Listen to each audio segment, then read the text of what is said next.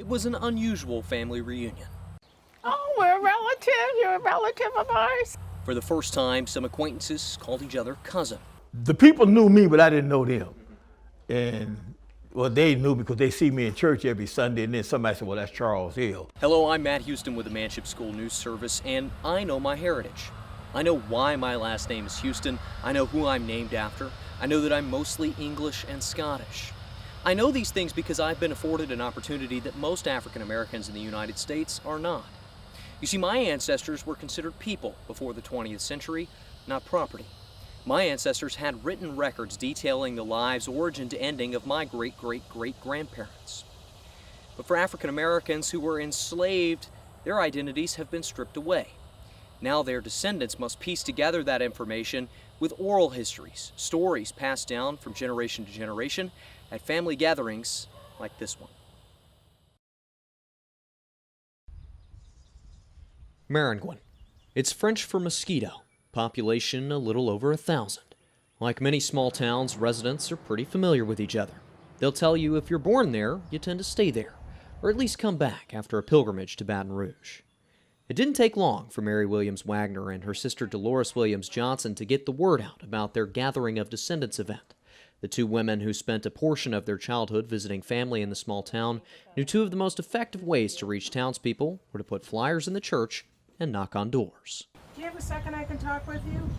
There are many residents here within Maringouin that are descendants of the original Georgetown 272, but we also suspect that there are many of them that are not aware of their connection to those 272. That's a problem these sisters tried to solve with their gathering. Because most of their ancestors were only considered 3/5 of a person, public record of their history is hard to come by. Some of the locals didn't know that their relatives were sold by Jesuit priests to help fund a church mission that would become Georgetown University. Others had suspicions that were difficult to confirm. My mom's maiden name is Georgetown, and for years my mom always told us that anytime you met a Georgetown, it was someone related to you. In doing genealogy research, when I got to the year 1870, going back, that was as far as I could go because that was the first census after the slaves were freed and the only time that first and last names were given for black people. So when I saw the Georgetown slave article in the paper, I thought maybe this is where the name Georgetown came from. Although the histories of some namesakes remain unclear, Carolyn Anderson Morris's theory may be entirely possible. You see, Jesuit priests take a vow of poverty. In the early 19th century, they interpreted this to mean they couldn't charge tuition for their school. But by 1838, money in the church coffers was dwindling. The priests had debated about their slaves for decades, but now they saw an opportunity to solve two problems. Rid themselves of the moral issue that is slavery and make about $3 million modern dollars in the process.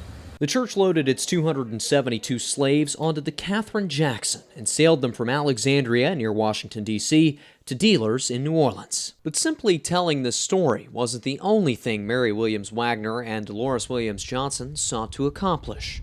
Everyone has to have an idea in their minds about what it is that they want to see as the outcome.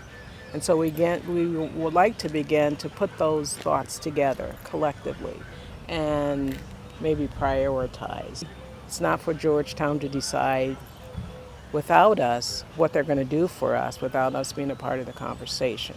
I know my sister Dolores is real big on asking about preservation of the cemetery and erecting monuments of the original 272. So descendants met at the Immaculate Heart of Mary Catholic Church to discuss reparations and share some of the only history they know, stories passed down from generation to generation. My father knew all about Jackson's slave ship, but he would never tell me Catherine the first. He just said Jackson. And there's different things he would tell me about the slaves and the slave ships. The Catholic Church didn't have anything to do with it. But he wouldn't tell us all about it because he didn't want us to leave the Catholic Church. My mother used to tell me a story all the time, and it was about her grandmother, Sophie. Said she was a little girl on the plantation. She was a slave. The slave owner come to visit, and he used to play with the children. Her mama told her, she said, Master, where's my mammy? And say, he told her, say, "Poor Sophie, you miss your mammy, huh?" And say in a few days, her mama was back. So that story always, and I figured somebody might have told that story to someone else, and they might connect it and it'd be part of the family. Descendants like these were selected to record officially archived oral histories so that future family members would have access to stories as old as Georgetown. Some LSU honors students enrolled in a class about the histories of the GU272 conducted the interviews and asked questions about early life in South Louisiana, long-lost memories, and the Civil Rights era. And some of Dr. King's representatives was down there, and they loved the way I conducted myself, so they wanted me to go with Dr. King. So we met at the elementary school, Broadway, and we went in that room. Anytime you go for an interview and you can see the partitions up, but there's no roof on the top, no ceiling, someone's on the other side of that wall listening to what you say. So Dr. King was on the other side of the wall. So he wanted me to join his organization. It was all fun until he said, "What happens if someone sick their dog on you?" I said, "There's no way in the world a dog can whoop me. He has one attack mode, that's bite. I punch him, I kick him, I pick him up, break his back. What happens if somebody spit in your face, pull their tongue out? What happens if somebody cuss you out?" My New Year's resolution next year is to quit cussing. I cuss too much, and I know it. So that ended me and Dr. King. There was a national civil rights leader whose name was James Farmer, and they were looking for him. They were going to jail him, or I'm not sure what they were going to do to him. But it's my understanding, the story has been told, that they took him to the funeral home, put him in a casket, put him in a hearse, and transported him out of Plaquemine in the hearse. After listening to stories like those, expert genealogists, historians, and professors gave brief presentations on their findings related to the GU272. While the meeting was informational, it also served as a sort of family gathering with food, laughter, and reunion. Oh, most of those people you seen sitting in there, the family, weekend, some kind of way. If you wanted to get married, you couldn't hardly marry anybody because everybody was cousins. And the older people used to say this, "Boy, you can't coat her, that's your cousin. Girl, that's your cousin." Everybody was cousins, which is true. Most of those cousins can now trace their heritage back to one of the GU272 buried in Maringouin at the Immaculate Heart of Mary Cemetery, Cornelius Neely Hawkins. Neely was just a child when he was shipped to New Orleans on the Catherine Jackson. By 1851, he was enslaved at the West Oak Plantation near Maringouin. Although West Oak was sold several times, Neely and his immediate family remained together.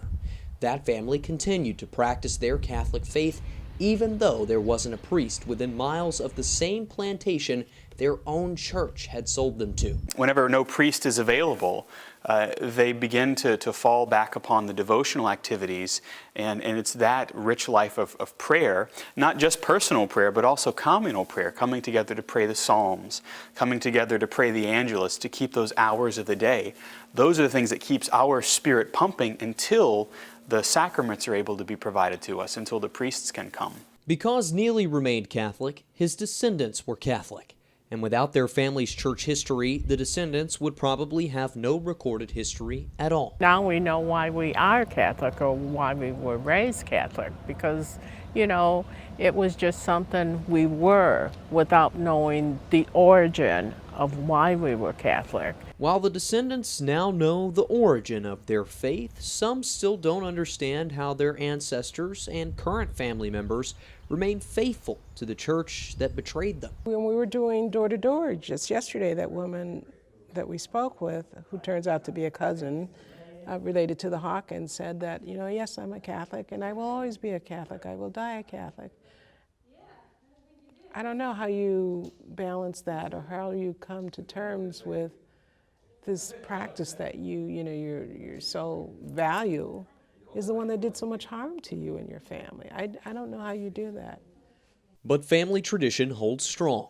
Many of Neely's descendants practiced their faith at the same church he did. Originally, it was St. Mary's Chapel, which was a small little structure that was built on what was the West Oak plantation, and that whole, now it's simply called West Oak, but it was a very small little chapel in 1877, or around there. Don't know exactly when it was built.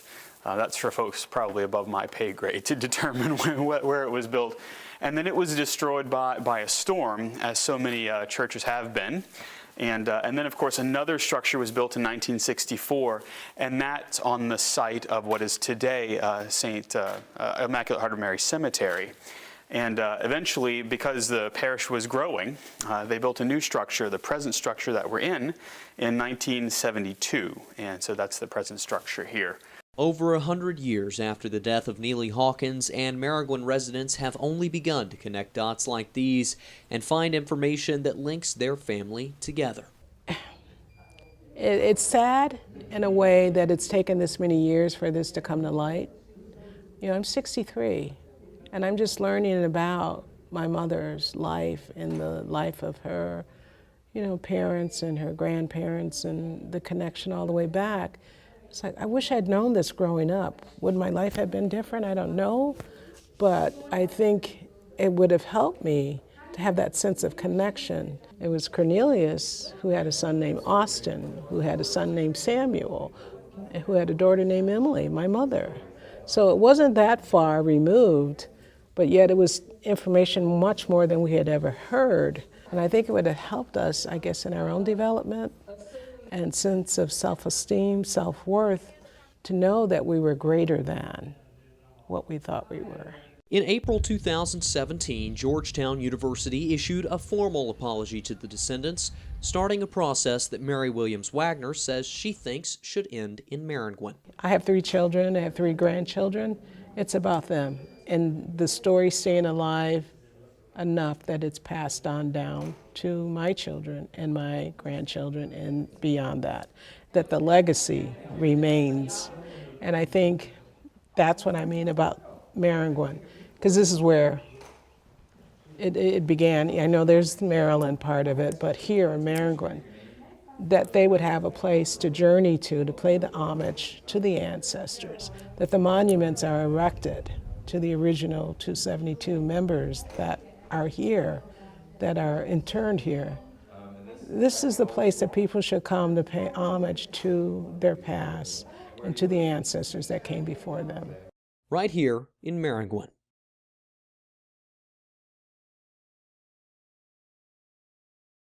If you or someone you know wants more information about the GU272 project and its Maringouin legacy, go to legacygu272@gmail.com. For the Manship School News Service in Maringouin, I'm Matt Houston.